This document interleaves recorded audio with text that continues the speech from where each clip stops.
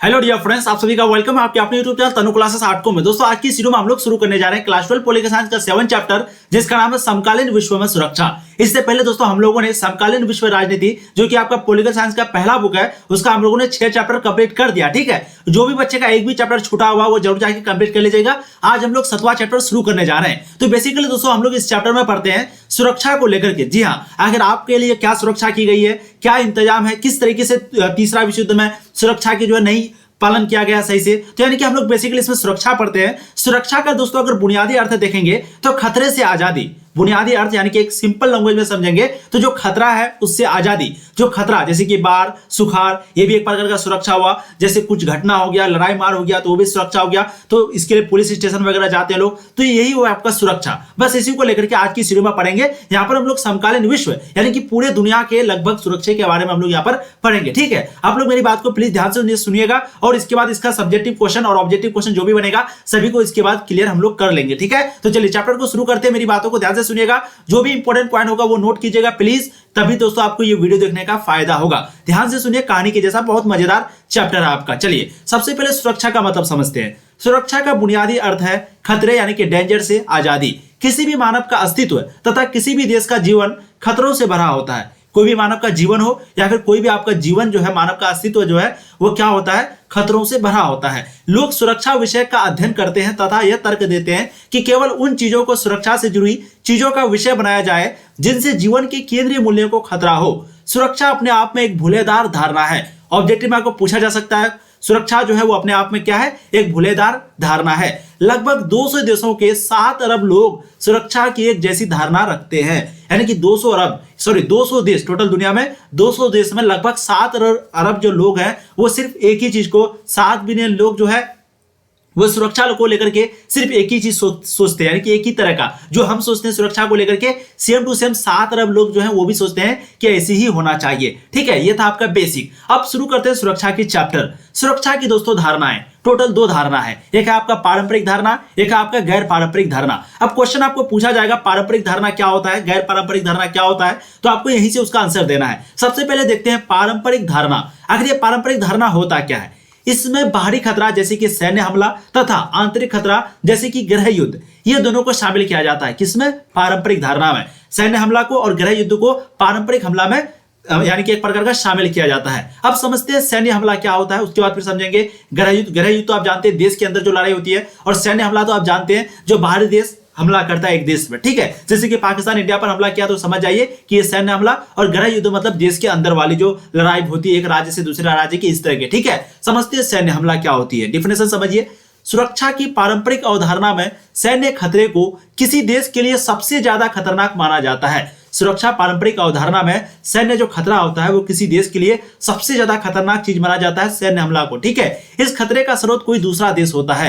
यानी कि ये जो खतरा है वो किसी दूसरा देश से आता है जो सैन्य हमले की धमकी देकर स्वतंत्रता, संप्रभुता तथा क्षेत्रीय अखंडता जैसे किसी देश की केंद्र मूल्यों के लिए खतरा उत्पन्न करता है। समझ गए आप, यानी कि क्षेत्रीय अखंडता, सीमा को लेकर के, आजादी को लेकर के, संप्रभुता को लेकर के, इस तरह करके लेकर के मूल्यों को यानी कि केंद्रीय मूल्यों के लिए खतरा उत्पन्न करता है। आपका यह है सैन्य हमला। अब सैन्य हमले का परिणाम देखते हैं। सैन्य हमले में अक्सर बेकसूर लोग मारे जाते हैं, सैनिक की क्षति पहुंचता है, सैनिक को क्षति पहुंचता है तथा जान माल का भारी नुकसान होता है। तो यह है आपका सैन्य हमला का परिणाम। क्या हो गया, बेकसूर लोग मारे जाते हैं, क्षति पहुंचता है सैनिक को, उसके बाद जान माल की भारी नुकसान होती है। सुरक्षा की परंपरागत धारणा में माना जाता है कि किसी देश की सुरक्षा को ज्यादातर खतरा उसकी सीमा के बाहर से होता है। समझ गए, यानी कि ऐसा माना जाता है कि किसी देश, कोई भी देश, चाहे इंडिया हो, चाइना हो, कोई भी देश हो पूरी दुनिया में, ऐसा माना जाता है कि किसी देश को जो खतरा होती है अक्सर वो बाहरी देश यानी कि उससे बाहर, गृह युद्ध नहीं, जो बाहर देश से आक्रमण होता है अक्सर उससे ज्यादा खतरा माना जाता है। जो कि हम लोगों ने देखा ये किसके अंतर्गत आता है, सैन्य हमला के अंतर्गत। इसलिए सैन्य हमला को ज्यादा यानी कि पारंपरिक अवधारणा में सैन्य खतरे को जो है एक प्रकार का समझेंगे तो ज्यादा खतरनाक माना जाता है। ठीक है, आपको चीजें समझ में आ रही है। अब हम लोग आगे चलते हैं। पारंपरिक सुरक्षा नीति के तत्व निम्नलिखित है। सबसे पहला है आपका गठबंधन, यानी कि इसकी नीति क्या है, पॉलिसी क्या है, पारंपरिक सुरक्षा का किस तरीके से काम होते हैं इसको समझते हैं। देखिए, गठबंधन में कोई देश शामिल होते हैं तथा सैन्य हमला को रोकने अथवा उससे रक्षा करने के लिए समवेदत कदम उठाते हैं। मतलब जैसे कि आप एक सुने होंगे, एक नाटो आपका संधि हो गया, एक आपका सीटो संधि हो गया, एक वर्षा संधि हो गया, एक सभी क्या है, एक प्रकार का ये गठबंधन है। मतलब अगर नाटो में जितने भी देश शामिल है, इनमें से अगर कोई भी देश पर कोई हमला करेगा तो ये जितना भी देश है सभी देश मिलकर के उस पर जवाब देगा, उसको जवाब देगा, उस पर दोबारा हमला करेगा या फिर उससे हिसाब लेगा। समझ गए? तो एक प्रकार का गठबंधन हो गया। ठीक है, तो गठबंधन से बेनिफिट ये होता है कि जो देश के साथ आप गठबंधन किए हैं वो देश जो है आपको हमला को रोकने के लिए आपके साथ रहेगा। ठीक है, अब ज्यादातर गठबंधनों को लिखित संधि से एक औपचारिक रूप मिलता है। मैंने जैसे कहा, ज्यादातर जो गठबंधन होता है वो क्या होता है, लिखित संधि, यानी कि एक प्रकार का संधि, एक प्रकार का बोल सकते हैं ना, जैसे वर्षा संधि हो गया, नाटो हो गया, सीटो हो गया, आप लोग को पढ़ाए पिछले चैप्टर में। तो एक प्रकार का जो संधि हो गया ये औपचारिक रूप मिलता है, तथा ऐसे गठबंधनों को यह बात बिल्कुल स्पष्ट रूप से पता रहता है कि खतरा किससे है। गठबंधन राष्ट्रीय हितों पर आधारित होते हैं तथा राष्ट्रीय हितों के बदलने पर गठबंधन भी बदल जाते हैं। ठीक है, तो गठबंधन को जो है ये पता रहता है, यानी कि जितने भी देश शामिल होते हैं एक संधि बनाते हैं, उसको पता होता है कि कौन सा देश से किसको खतरा है, कौन सा देश के साथ किसका नहीं बनता है। बस उसी चीज को लेकर के ये लोग यहाँ पर पॉइंट को उठाते हैं। चीजें आपको समझ में आ गई। अब देखते हैं सन 1980 के दशक में यूएसए ने यूएसएसआर के खिलाफ एक बहुत ही इंपॉर्टेंट पॉइंट है, समझिएगा, ध्यान दीजिएगा, बहुत इंपॉर्टेंट पॉइंट है जानकारी के लिए। सन 1980 के दशक में यूएसए ने यूएसएसआर के खिलाफ इस्लामी उग्रवादियों को समर्थन दिया था। यूएसए ने यानी कि अमेरिका ने किसके खिलाफ, सोवियत संघ के खिलाफ खिलाफत इस्लामी उग्रवादियों को क्या किया, समर्थन किया, सपोर्ट किया। लेकिन ओसामा बिन लादेन की अगुवाई में अल-कायदा नामक समूह के आतंकवादियों ने 11 सितंबर 2001 को, कब, 11 सितंबर 2001 को यूएसए पर हमला कर दिया। तो यूएसए ने इस्लामी उग्रवादियों के विरुद्ध मोर्चा खोल दिया। तो यहां यूएसए तथा अल-कायदा आतंकवादी समूह के बीच दोस्ती टूट गई। समझ गए? तो एक एग्जांपल यहां पर दिया गया है कि किस तरीके से गठबंधन होता है, लेकिन अगर कुछ हो जाती है तो वो दोस्ती जो है टूट जाती है, यानी कि ये गठबंधन जो है वो बदल जाते हैं। उसी चीज को यहां पर समझाया है कि पहले जो इस्लामी उग्रवादी था और जिसमें अगुवाई कौन कर रहा था, ओसामा बिन लादेन, अलकायदा का जो अगुवाई कर रहा था, अलकायदा नामक समूह का, तो उसका अगुवाई कर रहा था और यूएसए और ये दोनों मिला हुआ था। लेकिन जब ये यूएसए पर हमला किया, अब इसके पीछे भी बहुत सारा कारण है क्यों हमला किया था। ये जो है यूएसए जो है वो मक्का मदीना पर जाकर के शायद कब्जा वगैरह करता, बहुत सारी कहानी है जो कि 12 क्लास में आपका नहीं है। तो ओसामा बिन लादेन जो है अमेरिका पर हमला किया, जिसके कारण क्या हुआ कि इन दोनों के बीच की दोस्ती टूट गई। चीजें आपको समझ में आ रही। अब चलते हैं शक्ति संतुलन पर। शक्ति संतुलन, किसी भी देश की सरकार दूसरे देश से अपने शक्ति संतुलन को लेकर काफी चौकन्ना रहती है। कोई देश दूसरे देश की शक्ति से बराबरी करने के लिए जी व जान से कोशिश करता है। समझ गए? यानी कि आप जैसे भारत को ले लीजिए, भारत जो है चाइना से हमला करने के लिए, मुकाबला करने के लिए राफाल खरीदता है, बहुत सारे हथियार, नए नए हथियार जो कि खरीदता है। क्यों खरीदता है? क्योंकि कब हमला कर दे कोई पता नहीं। तो इसी को कहते हैं शक्ति संतुलन। ठीक है, यानी कि कोई भी देश की सरकार दूसरे देश से अपने शक्ति संतुलन को लेकर काफी चौकन्ना रहता है, यानी कि उस शक्ति को बराबरी कर सके, हमला कर सके, वो अगर हमला करे तो दोबारा जवाब दे सके, इस तरीके को लेकर के शक्ति का उपयोग करता, उपलब्ध कराता है, उसी को शक्ति संतुलन कहा जाता है। अब जो देश नजदीक हो, जिनके साथ संबंध अच्छा ना हो या जिनके साथ अतीत में युद्ध हो चुकी हो, उनके साथ शक्ति संतुलन को अपने पक्ष में करने पर खास तौर पर जोर दिया जाता है। और हमारे पड़ोसी देश पाकिस्तान, चीन, ये दोनों देश इतने हैं कि इसके साथ कई बार हम लोगों का लड़ाई हो चुका है। उसके बाद कई बार लड़ाई होने के साथ साथ परिणाम भी बहुत बुरा हुआ है। तो यहाँ तो शक्ति संतुलन का बिल्कुल कॉन्सेप्ट बैठता है। तो आपको चीजें अच्छे से समझ में आनी चाहिए। यहाँ पर इस तरीके का काम करता है शक्ति संतुलन, यानी कि कोई भी देश से अगर आपको खतरा हो या फिर अगर आपका रिलेशन, संबंध उस देश से अच्छा ना हो या फिर अगर अतीत में युद्ध हो चुका हो, तो यहाँ पर शक्ति संतुलन को पक्ष देना पड़ेगा, शक्ति संतुलन पर खास जोर देना पड़ेगा। विश्व राजनीति में हर देश को अपनी सुरक्षा की जिम्मेदारी खुद उठानी होती है। विश्व राजनीति में पूरी दुनिया में जो भी देश हैं, उन देश को अपने जो सुरक्षा की जो जिम्मेदारी है वो खुद उठानी पड़ती है। ठीक है, चलिए, किसी देश के पास अर्थात किसी सरकार के पास युद्ध की स्थिति में मुख्यतः 3 रास्ते होते हैं। अगर युद्ध की स्थिति हो तो उस समय कोई भी देश के सरकार के पास टोटल 3 रास्ते होते हैं। सबसे पहला, हमलावर को पराजित करना अर्थात युद्ध लड़कर जीत हासिल करना। मतलब किसी के साथ भी युद्ध होना हो, यानी कि युद्ध की स्थिति में आपके पास टोटल 3 रास्ता है, यानी कि एक देश के सरकार के पास टोटल 3 रास्ता। सबसे पहला कि हमलावर को पराजित करना अर्थात युद्ध लड़कर जीत हासिल करना। दूसरा, या तो आत्मसमर्पण कर दो। तीसरा क्या है समझते हैं, दूसरे पक्ष की बात को बिना युद्ध किए मान लेना या युद्ध से होने वाले विनाश को इस हद तक बढ़ाकर संकेत के माध्यम से दिखाना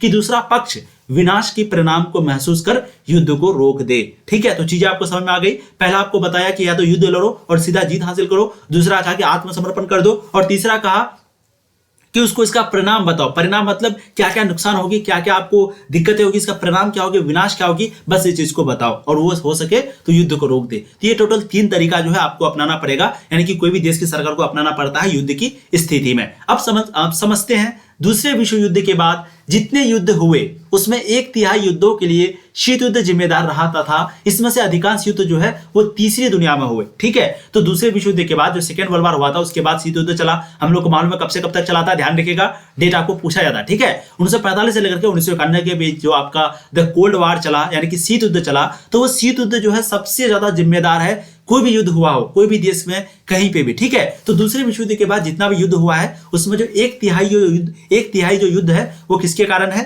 शीत युद्ध के कारण। ठीक है, अब समझते हैं विश्व के सशस्त्र संघर्षों में 95% अब आंतरिक युद्ध के अंतर्गत आते हैं। सन 1946 से लेकर के 91 के बीच गृह युद्धों की संख्या में 2 गुनी वृद्धि हुई हो, जो पिछले 200 वर्षों में सबसे लंबी छलांग है। ठीक है, तो गृह युद्ध का मतलब क्या हो गया, देश के अंदर वाली लड़ाई। तो ये जो 95% अब आंतरिक युद्ध है, यानी कि 5% दूसरे देश के साथ, यानी कि पाकिस्तान इंडिया के साथ हो गया। तो ये जो देश की भी जो लड़ाई हुआ वो ओनली 5%, पूरे दुनिया में कितना परसेंट, 5%। और 95% जो लड़ाई होती है, जो युद्ध होती है, वो देश के अंदर होती है। ठीक है, तो यही चीज यहाँ पर कह रहा है कि 46 से लेकर के 91 के बीच गृह युद्धों की जो संख्या है, यानी कि जो देश के अंदर जो लड़ाई होती थी वो कितनी है, 2 गुनी वृद्धि हुई है। समझ गए, 200 वर्षों में सबसे ज्यादा छलांग यहां पर लगाया गया गृह युद्ध में, यानी कि गृह युद्ध जो होता था वो अब पूरी दुनिया में 95% होते हैं। ठीक है, चलिए अब समझते हैं सुरक्षा के पारंपरिक तरीके। यहां पर आपका सुरक्षा के पारंपरिक तरीके आ चुका है। हाँ 1 सेकंड, पारंपरिक तरीके, हम लोग अभी पारंपरिक तरीके ही पढ़ रहे हैं ना। 2 प्रकार है, तो सबसे पहले पारंपरिक पढ़ते हैं। पारंपरिक में शायद आपका चैप्टर खत्म हो जाएगा।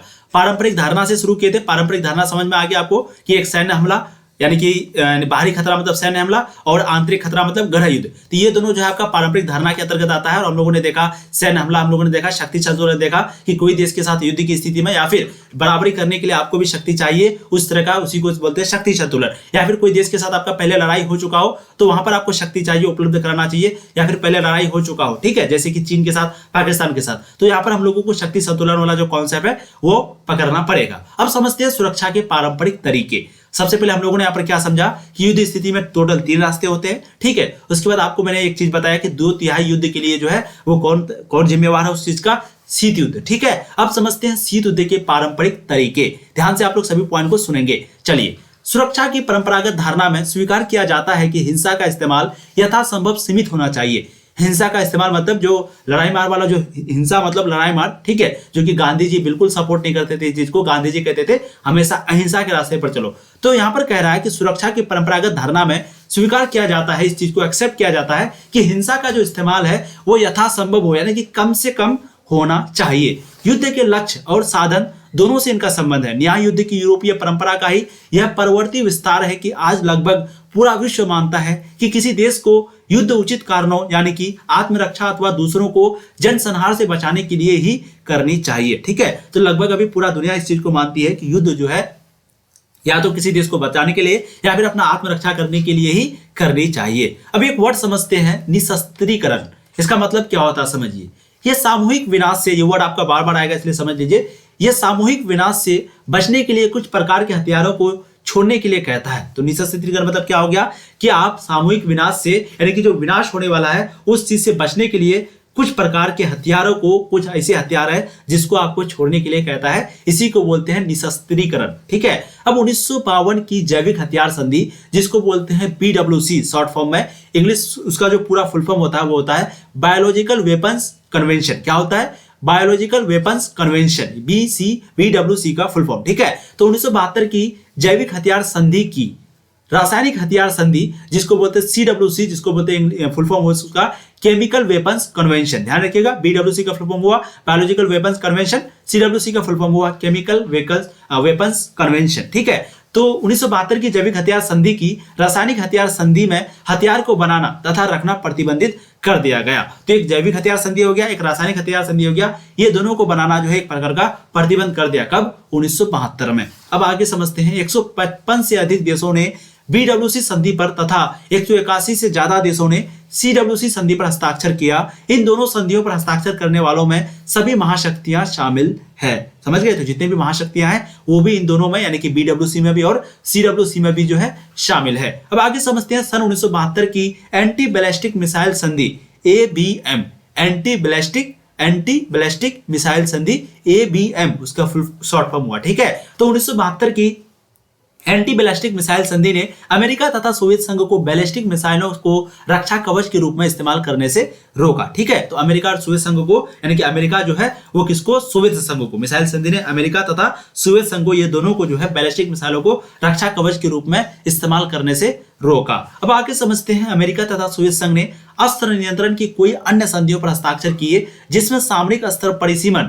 जिसको बोलते हैं संधि 2 यानी कि संधि 2 यानी कि साल्ट 2 यानी कि इसका फुल फॉर्म है आपका स्ट्रेटेजिक, क्या है,